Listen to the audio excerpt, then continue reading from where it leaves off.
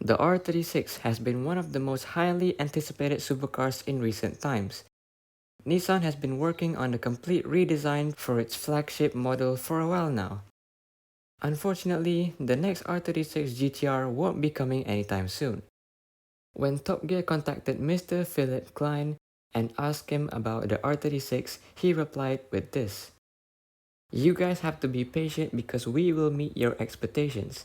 The driving experience is a high priority, and as we move from gasoline engines to hybrids, nothing will be lost in the fun of driving even if we go electric. For these reasons, it is certain that the announcement of the next model has been postponed." According to Japanese media, if the R36 is only available with a gas engine, Nissan will demonstrate the internal combustion engine future potential to the world.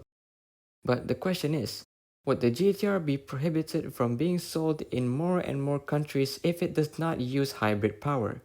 Let me know what you guys think in the comments, and make sure to like and subscribe.